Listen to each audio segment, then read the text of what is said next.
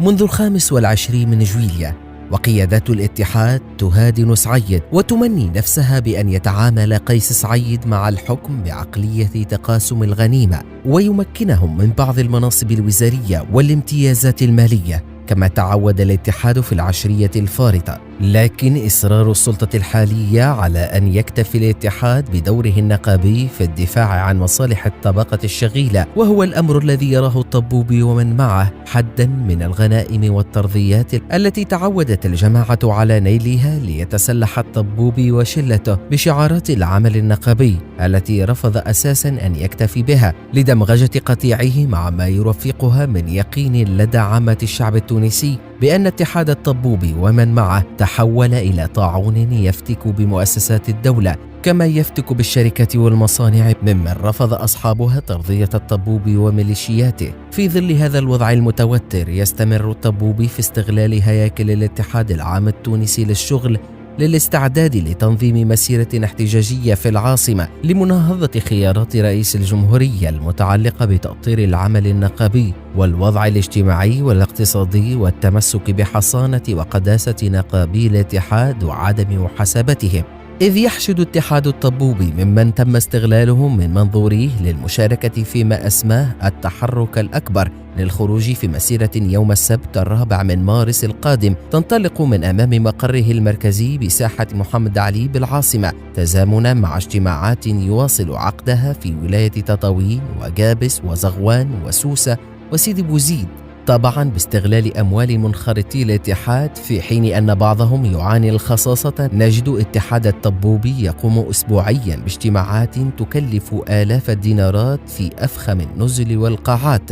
وفي بيانه الأخير دعا المكتب التنفيذي للاتحاد النقابيين إلى مواصلة التعبئة والحشد للدفاع ظاهريا عن شعارات عامة، لكن الجميع يعلم يقينا أن التحركات المزمع إجراؤها هي للسماح للقيادة الحالية بنيل امتيازات سياسية ومالية معلومة لدى الجميع.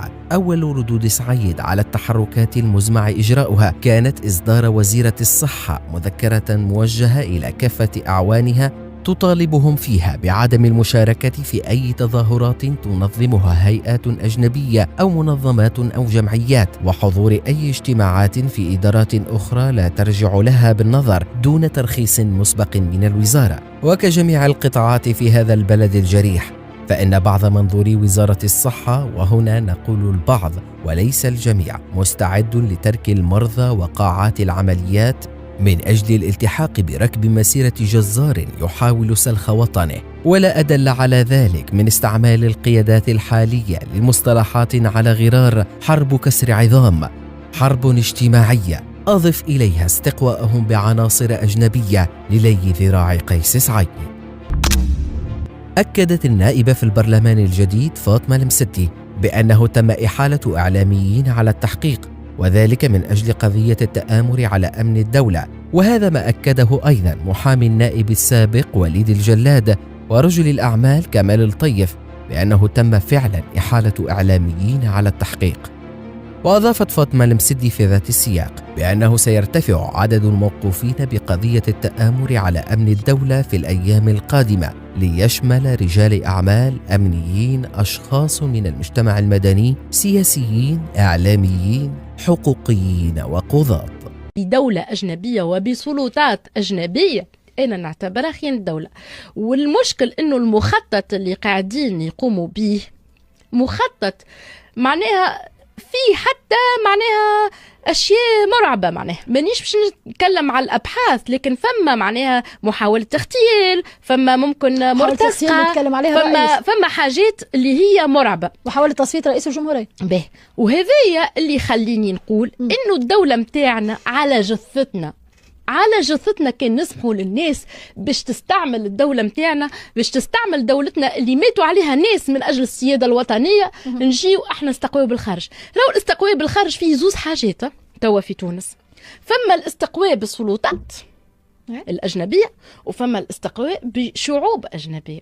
شعوب شو معناها كيما مسألة توا الأفارقة في تونس، ولا التيار الكبير اللي صاير من معناها في دخول الأفارقة دون معناها شرعيه قانونيه ما تنجم تكون كان نوعيه نتاع مخطط لاستقواء بشعب اجنبي من اجل اطاحه. نجاوبك هنا ونقول لك مالا نحكيو على تورط الناس اللي موجوده مع كامل احترامي ليها اللي موجوده باش تحمي الحدود ما دخلوش هكا في اللي متورط انت ريتهم وخليتهم اللي متورط لازم يتحاسب. وانا ناكد لك انه في قضيه التآمر على امن الدوله مش تكون العشرات والعشرات والعشرات من المتهمين، ما هو مش 10 من الناس، اكثر من اللي اكثر من الموقوفين اي سياسيين كلهم لا مخلطين، خاطر هما مخلطين. معناها مخلطين، اعطينا من غير اسماء الصفات.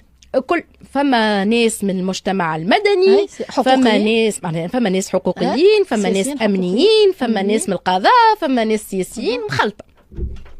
انا خايفه فما اعلام ولا ما فماش، انا خايفه لا فما اعلاميين اما كل واحد ديجا موجودين، اي اما كل واحد عنده المعلومه، فما اعلاميين متوفرين، اما كل واحد عنده دور، اما كل واحد عنده دور في هذا المخطط. وهذا شو كانك تحب تفسر لنا اللي فما مخطط هي الذراع الماليه، الذراع السياسي، الذراع الحقوقي، الذراع الاعلامي. معناها ما نحبش نوصل نزيد نحكي، اما نقول لك راهو ما كان يخطط لتونس كان مرعبا. وانا نشكر كل واحد شريف قاعد يقوم بالتحقيقات وفي كامل الصمت حتى نوصلوا للخيوط الأخطبوط ونكشفوهم الكل، وسيرى الشعب مدى خطورة الموضوع. ما كان يخطط لتونس كان مرعب. تونس كل معناه مش الرئيس الجمهورية فقط وإسقاط النظام. رئيس الجمهورية يمثل رئيس الدولة وهو يمثل الرمز الأول للدولة التونسية. كان فما محاولة تصفية رئيس الجمهورية موجودة فعلا؟ أنا لن أتكلم، فقط سأقول أنه سيكون التحقيق معناها هو الخلاصة الوحيدة لكل هذه الكلام اللي يتقال توا. وراهو أنا نقول راهو أحسن ما عملوا أن الدولة ساكتة وصامتة وما تقول على حتى شيء حتى نوصلوا للأخطبوط هذه الكل نكشفوه، وخلي الناس اللي تدافع واللي تقول ملف فارغ. أنا جربته، هو ملف التسفير أنا قدمته للقضاء والملف هذا تم تحقيق فيه قديش من شهر، معناها من العسكرية من العدلية من اللي تحب انت الكل، وصارت تحقيقات وشهادات وغيره، وهو توقفوا ناس وبطاقة إيداع، ورغم ذلك تسمع واحد محامي يخرج لك يقول لك ملف فارغ. يعني احنا ثم أنصفك القضاء مؤخرا. نعم هو أنصفني القضاء، وأنا أنصفني القضاء، وأنا مش أنصف فاطمة مسدي وأنصف الدولة التونسية.